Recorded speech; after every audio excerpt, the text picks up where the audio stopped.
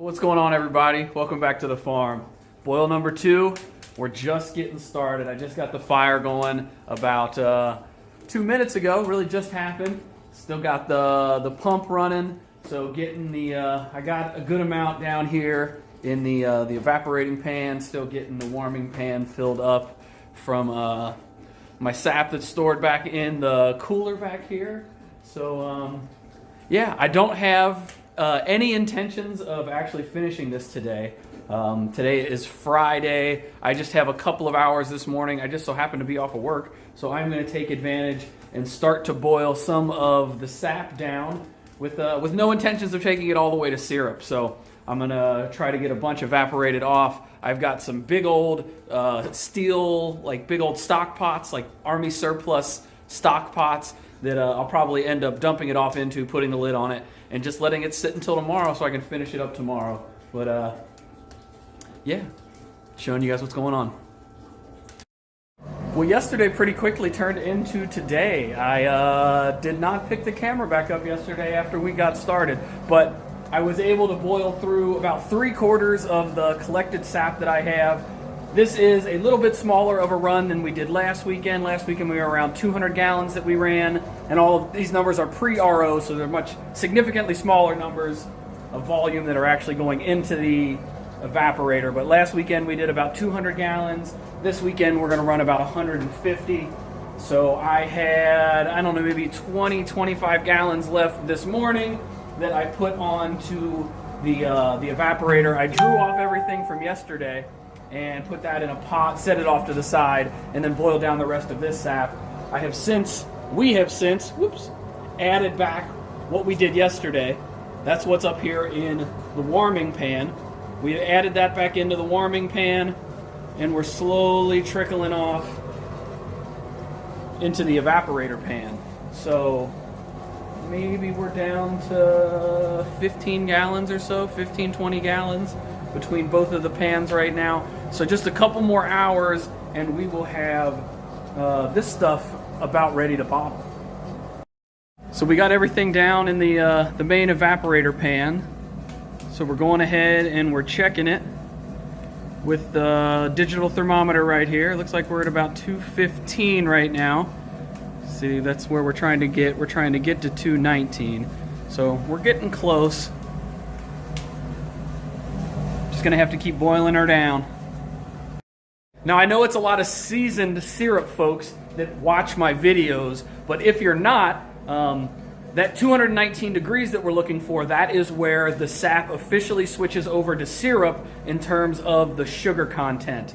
So, the boiling temperature for water is 212 degrees. At sea level, it's 212 degrees. I'm in Cincinnati. We're a couple hundred feet above sea level, so that doesn't change too much.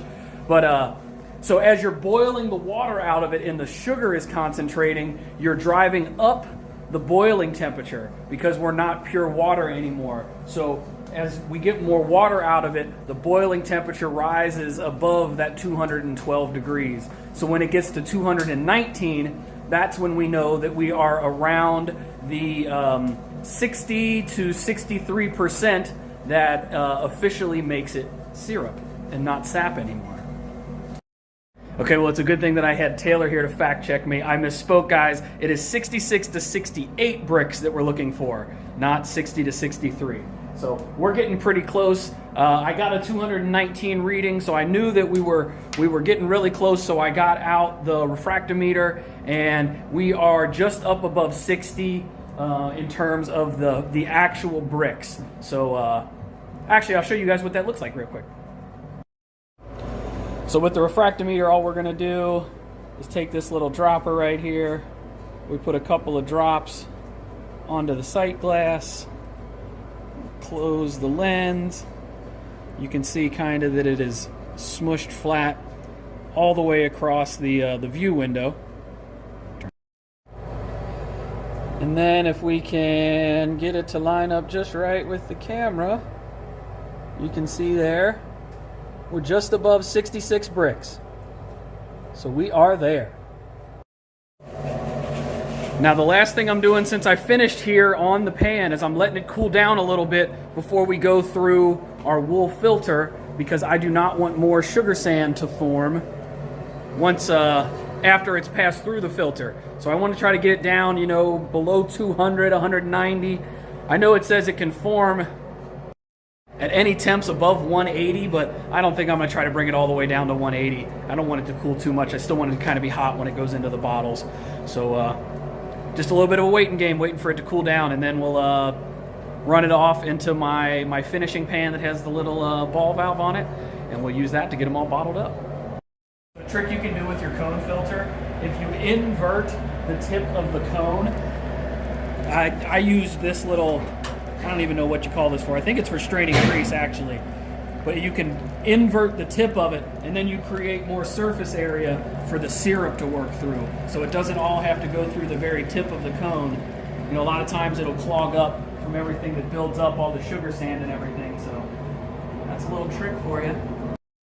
Well, between Taylor and Dad with a couple extra sets of hands, we were able to get everything all bottled up. So we got another 26 12-ounce bottles, and I think that we even went a little bit far today. Sorry, just turned the tractor on. Dad's out there working.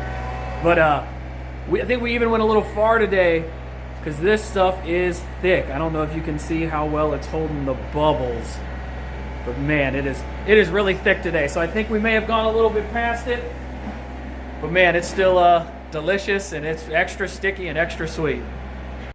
Well guys, that was a really quick one today, but I just wanted to keep you all included with what's going on. Seems like every time I share, I just get all this great feedback. So I'm gonna keep on sharing, so you guys make sure you keep getting with me. Hopefully you enjoyed the video. You know the deal. Subscribe to the channel if you haven't already. And until next time, y'all, we'll see you.